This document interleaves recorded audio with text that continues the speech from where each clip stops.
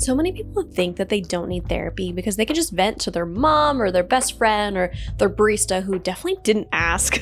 But venting isn't therapy. Venting can be super helpful to let off steam, but the purpose of venting in therapy is very different. When you vent, the goal is to express your emotions to relieve stress and feel validated. But with therapy, the goal is to understand, process, and work through emotions. It helps identify patterns, dive deep to find the root of why something is impacting you the way that it is. It helps break cycles you're stuck in or get out of mental cages. And don't get me wrong, venting is great and it has a time and place. But sometimes it's just two people taking turns saying, yo, that's crazy, back and forth for like 45 minutes. And that's just, we've all been there. But a therapist is a trained professional who has studied human psychology and understands the root reasons of why we behave the way we do. We really are just like fleshy little robots that respond to life based off our programming. And they understand that programming much deeper than the average person does. Which means they also understand why you're as fucked up as you are. I mean, not you, of course. I'm sure you're perfect. But like, other people, you know? Anyway, with venting, it usually remains pretty surface level. It focuses on expressing how you're feeling, but not necessarily understanding why. For example, telling your mom about how you had a horrible day at work because your boss belittled you again for bringing a spicy burrito for lunch. Like, that's so weird, Martha.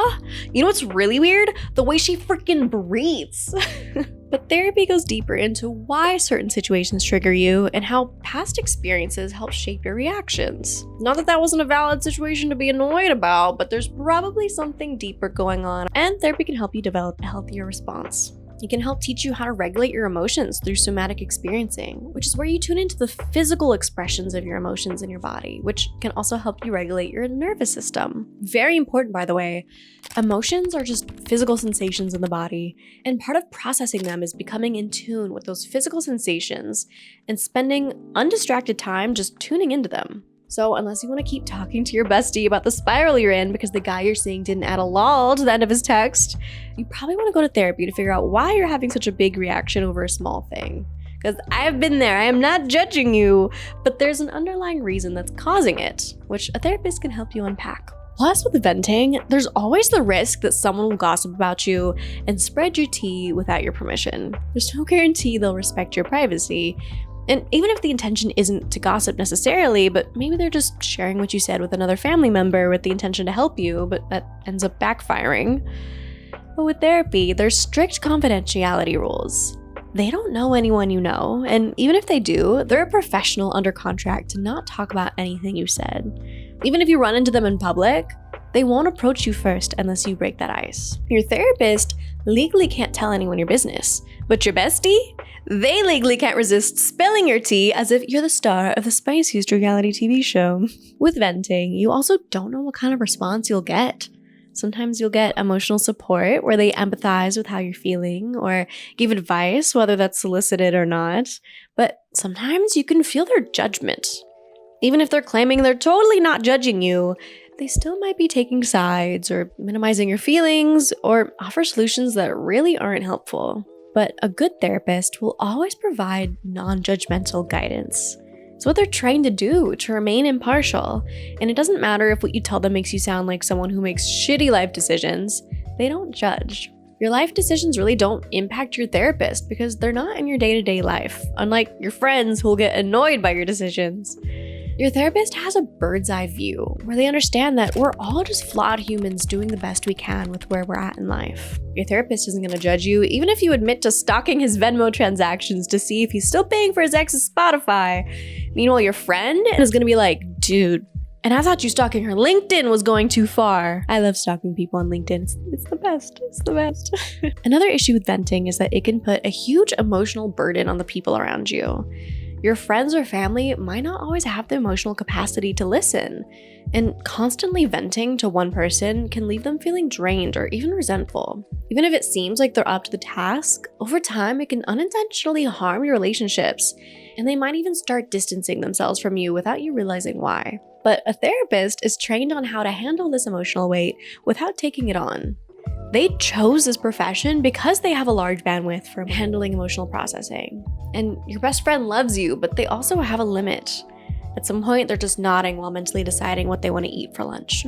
And if you're someone who vents a lot but never actually processes the emotions, you might notice that venting starts to feel repetitive.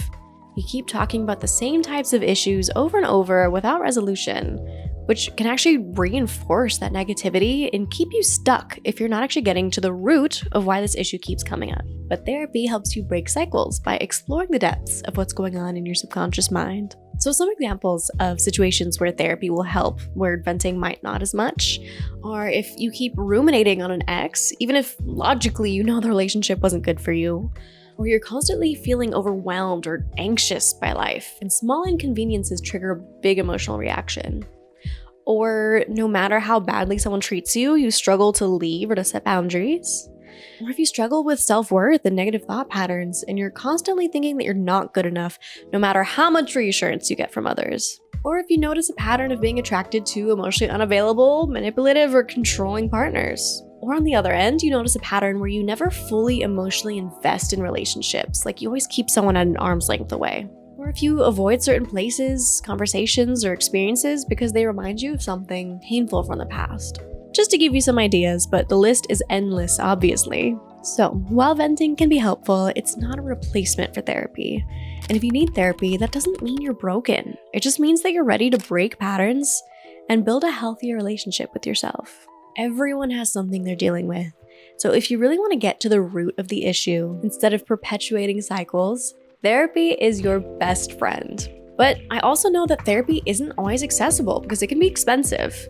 So if you have insurance, check if your plan covers therapy because they often do with a certain list of providers.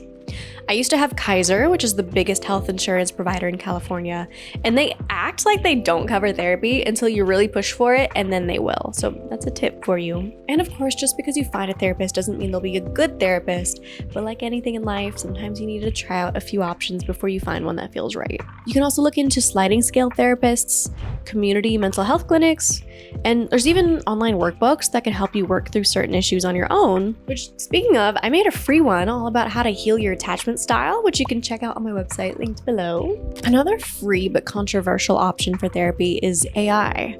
I actually love to use AI as a supplement to therapy because there's some ChatGPT models that are trained to act like a therapist, but I'm hesitant to recommend it to everyone because while AI therapy can be useful for self-reflection and for emotional processing, they often require you to guide the conversation.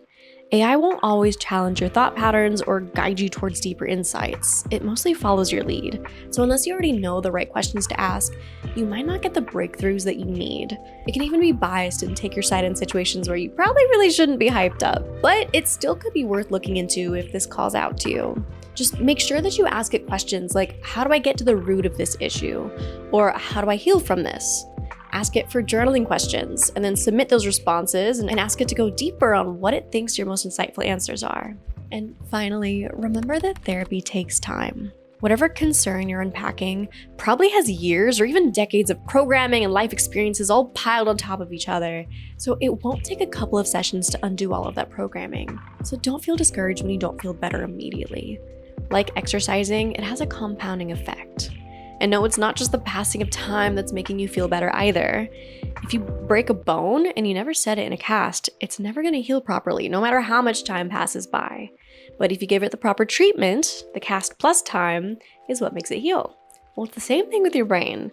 Proper emotional processing plus time is what heals. If you just rely on time alone to heal an emotional wound, that's what creates those emotionally unavailable workaholics who were heartbroken by their high school love and never fully healed. So, if you made it to this point and you're amped up about therapy and want to get jump started on your own healing of your relationship patterns, I made a video all about attachment styles and how to heal them with journaling prompts and everything, which you can check out right over here. But until next time, I'm sending you so much love.